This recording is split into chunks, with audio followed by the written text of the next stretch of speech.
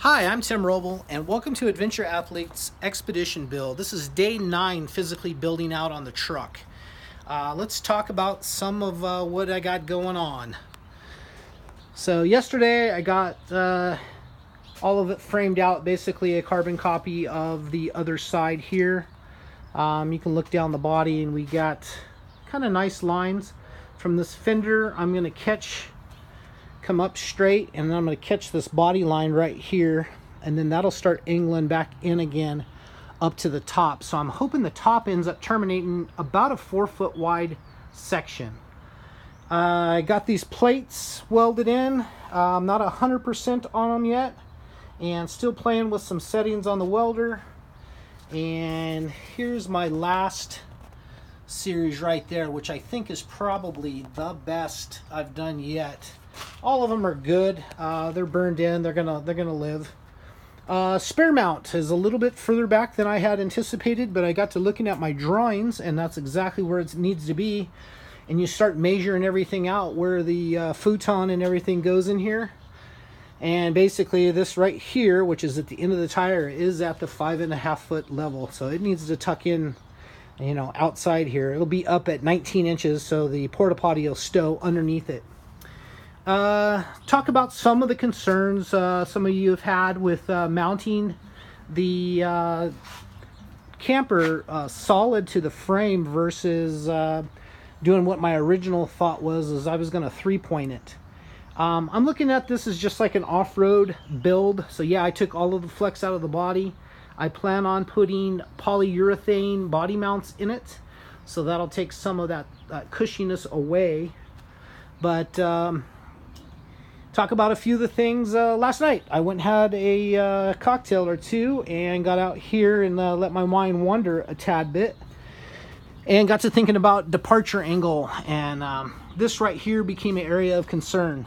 What I'm running into is I'm thinking about if I happen to drop off of something and hit this corner, it's not a lot here, you know, it's triangulated a little bit, but there's not a lot here to carry to take that type of hit. So thinking about it now, I'm going to have the leaf springs be the lowest point.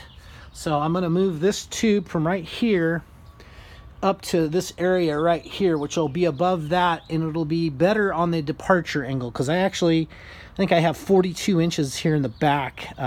Maybe I'm wrong on that. Maybe I should put a tape on it, but between 32 and 42, I'll just say that for departure angle.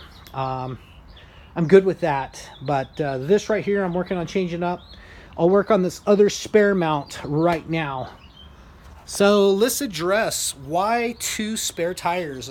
Do you want the extra weight? No, I really don't want the extra weight. I want this thing to stay as lightweight as possible.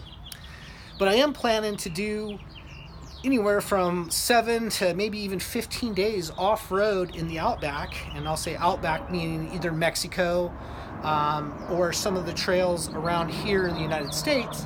A lot of stuff I'd like to do with Chris Ridgway. He's got some awesome trips in Utah, and they go spend some time out back. The dual spares, I have had 2 occasions off-road. Remember, this isn't my first rodeo. I grew up 3.5 with my first motorcycle, and I've been 4-wheeling since about 19. And I've went through several different vehicles, several Jeeps, several Toyotas, great vehicles, but I wanted to do something different this time. I have had occasions where I've clipped a rock and tore sidewalls on the same side, and I've only had 1 spare. Usually I carry a cordless drill with me, so we drilled some holes in it, we safety wired it up, we plugged it, and we had a compressor. So I nursed that back, and I had another one in the snow. It did me the same way, so I want dual spares to be able to get in and out of the situation. Dual winches. I have a front winch and a rear winch. My front winch just came in. I went with the Warren. Let's go take a little walk and I'll show you that. Real quick, Miller welding helmets. This new T94i is amazing. Getting older and my eyes aren't as good as they used to be, but the optical clarity on this, let me see if I can get this out of the way a little bit, is amazing. I'm not doing a good job here. There we go. But that's just the camera looking through the lens, and it is super quick. You can see colors with it, and most of all, I'm able to see the line. Tool-wise being said, this little Miller 211 is amazing. I welded in all 4 of these panels in one run, and I still got a little work to do. Hit some porosity in a couple areas I got to go back and grind out, but my last welds on this turned out really good. Anyway, back to winches. Let's go back in the shop. So for the back, I got the Smitty Built. It's a 10,000 pound, and it is the waterproof model, the X2O they call it, and I got that with a steel cable.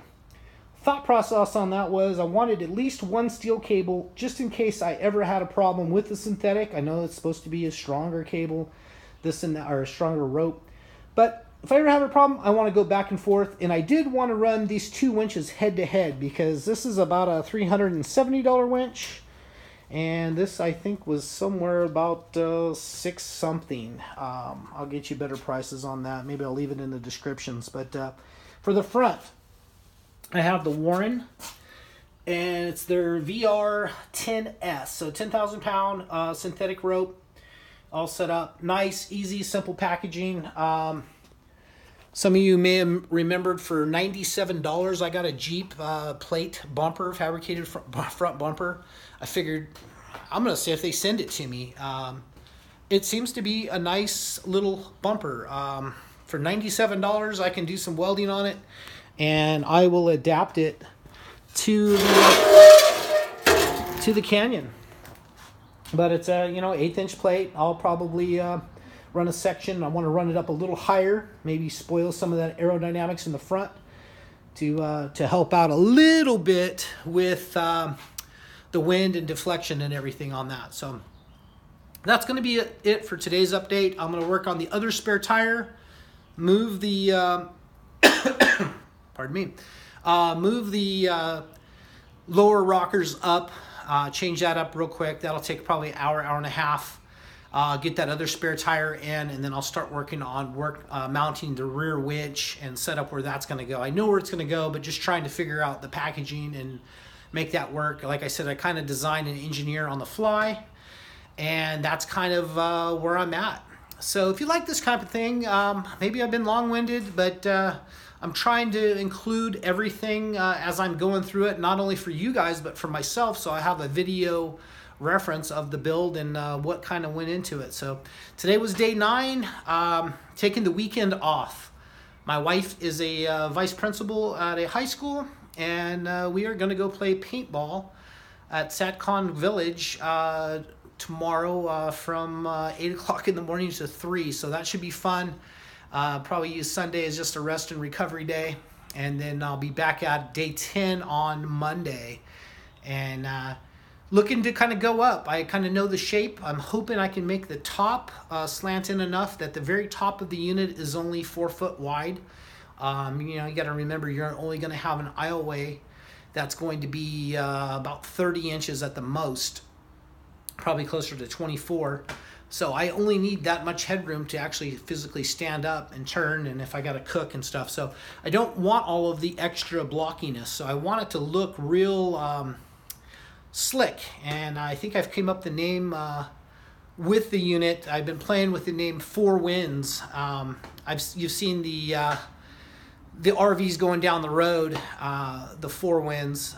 Mine's going to be FOR, 4 Winds. I think it's kind of fitting because I got and wanted to do this because of the winds and dealing with the foul weather out in the desert so often that I think 4 Winds is going to be it, and it's going to stick.